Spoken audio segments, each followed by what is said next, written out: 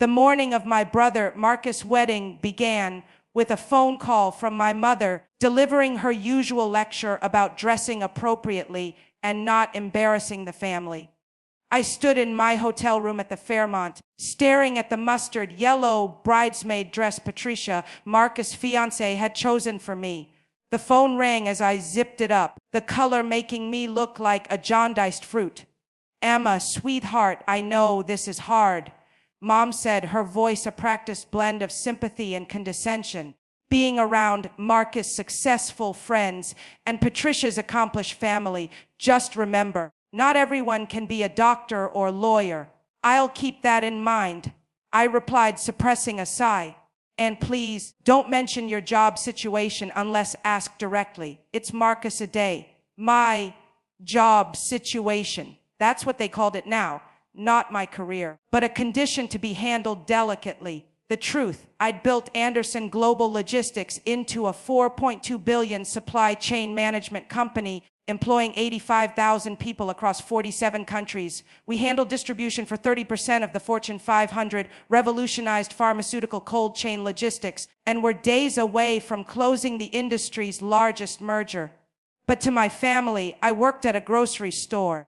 It started 7 years ago when I worked nights at Safeway to learn food retail from the ground up while building my first distribution center. I wanted to understand how products moved from supplier to shelf, how inventory worked, how demand shifted.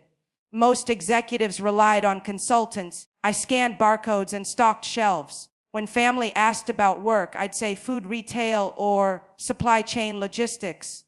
Somehow, this became "Emma works at a grocery store." The narrative stuck, and correcting it felt impossible. The first time I tried explaining Anderson Global, Uncle Richard patted my shoulder. "That's great, honey. Ambitious for a grocery store job." When I mentioned hiring my first 100 employees, Aunt Susan said, "Managing a department now. Wonderful progress." Eventually, I stopped correcting them. Part of me was curious how long they'd cling to their delusions. The answer, indefinitely. The rehearsal dinner the night before was brutal. Patricia's family were genuine achievers. Her father a construction magnate, her brother a tech entrepreneur who'd sold his startup for $50 million, her mother a federal judge. They were warm but clearly expected Marcus' family to match their caliber. During cocktails, Patricia's brother, Jason, asked, "Marcus said you're in food service, planning to open a restaurant."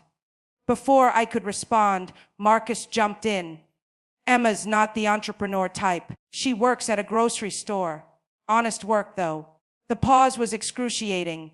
Jason recovered politely, but I saw Patricia's parents exchange a glance, likely wondering how a family of doctors and lawyers produced someone whose pinnacle was avoiding unemployment. "Food retail is fascinating," I said. "The logistics are incredibly complex." "I'm sure," Patricia's father replied kindly, then shifted to Marcus' law practice. Later, I overheard Patricia's mother at the bar with Mom. "Patricia mentioned Emma as a potential godmother," she said cautiously. "Oh, Emma's wonderful with kids," Mom replied. "Not a financial influence, of course, but very loving." "Financial influence," Patricia's mother pressed. "Well, she's still finding her way. We help her out when we can. Family takes care of family."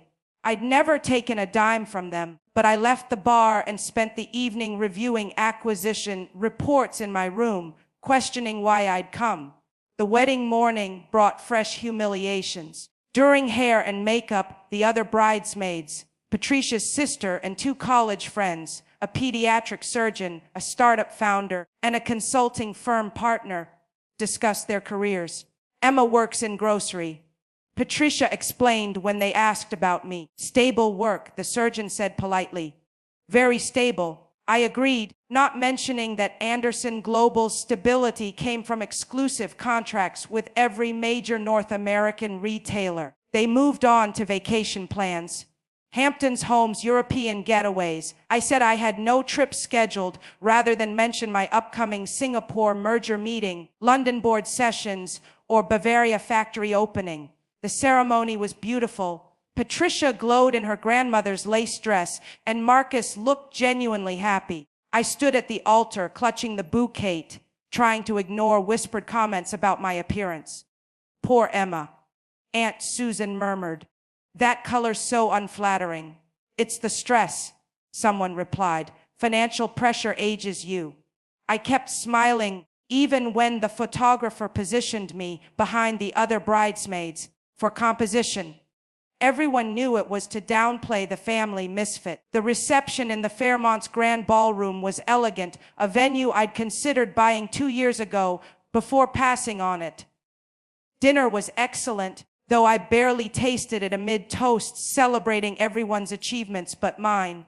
To Patricia's family, Marcus said, raising his glass. Judge Whitfield, dedicated to Justice Jason, who sold his company for millions. Mr. Whitfield, who built an empire. To my family, Uncle Richard, new partner at his firm. Cousin Derek, with his second dental practice. Sarah, saving lives as a surgeon. His eyes found me. And to family who support us in their own ways. Emma, who flew from Seattle despite the expense. She works in food service.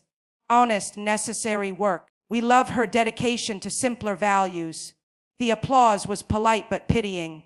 People looked at me like I was a recovering addict. During the dancing, I stepped onto the terrace for air and overheard Patricia's mother talking to Marcus. Is Emma financially stable? She asked. Patricia mentioned her as a godmother, but given her circumstances. Marcus laughed.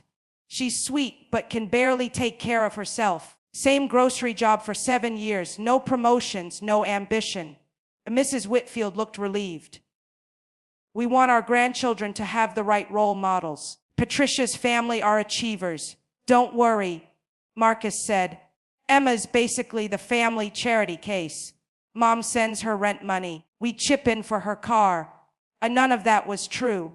I'd never asked for help, but this was their story to explain my modest lifestyle. Then I heard Derek on the terrace, talking to Patricia's cousin.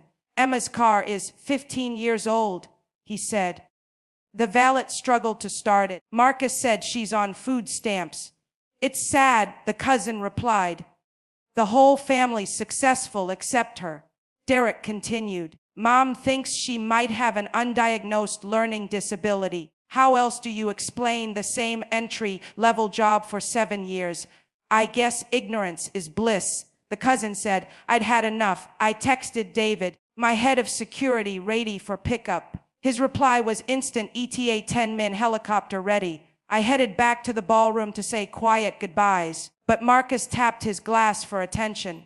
Ladies and gentlemen, he began, Patricia and I are grateful to be surrounded by such accomplished people. Entrepreneurs, doctors, lawyers, executives who've taken risks and refused to settle. His gaze landed on me, pitying. We're also grateful for family who contribute in simpler ways. Emma, who flew from Seattle despite the cost, works in food service, humble, honest work.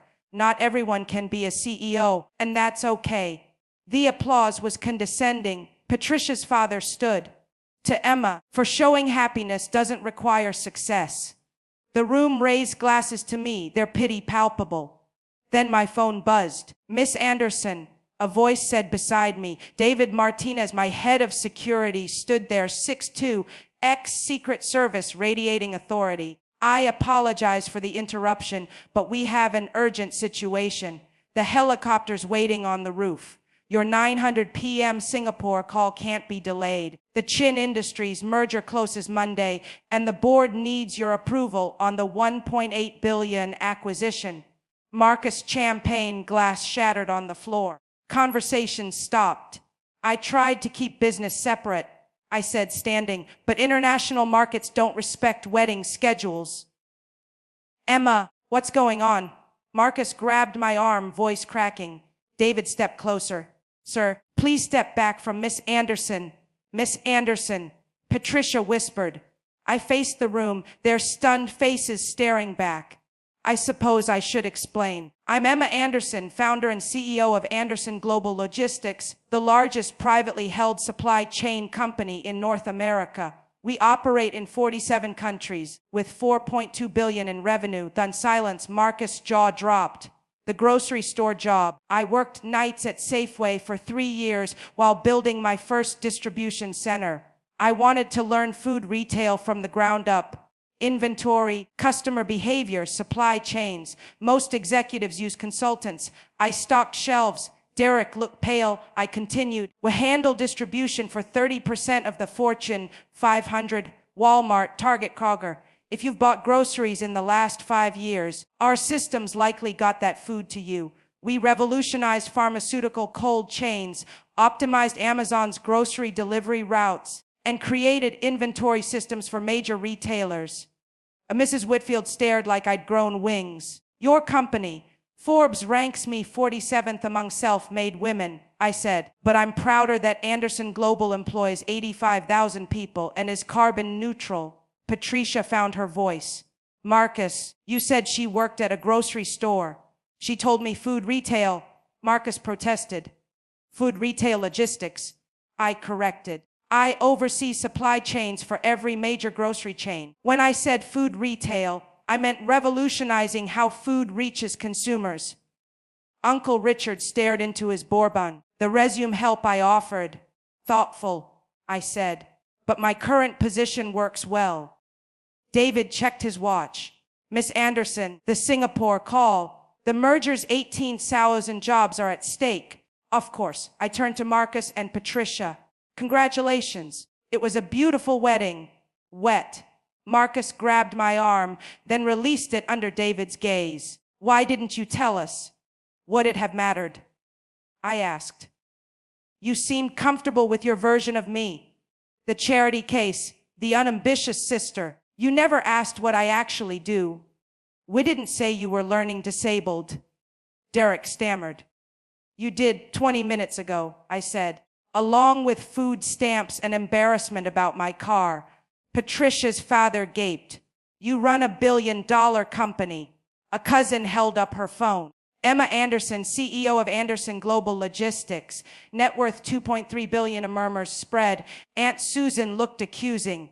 If you're wealthy, why dress modestly? Why drive an old car?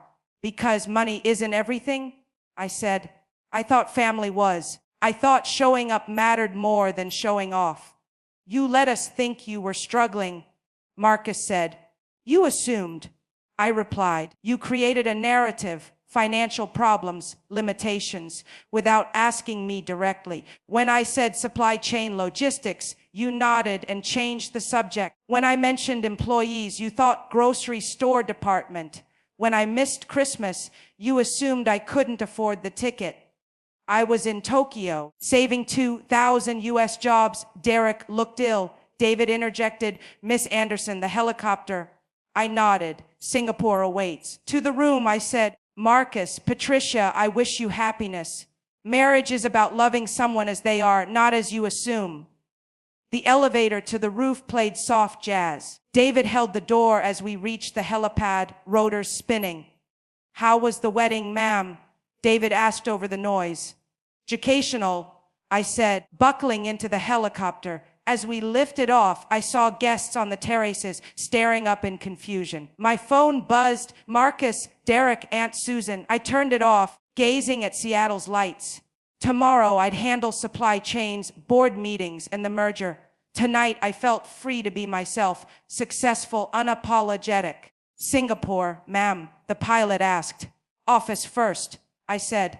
This dress is terrible, and the Singapore meeting will be photographed. David smiled. I did say mustard yellow wasn't your color. As we flew, I smiled too. Tomorrow's news would mention Anderson Global CEO making a dramatic wedding exit. My PR team would field questions, but for the first time, I was done hiding. Humility wasn't invisibility. It was time my family and the world saw what I'd built.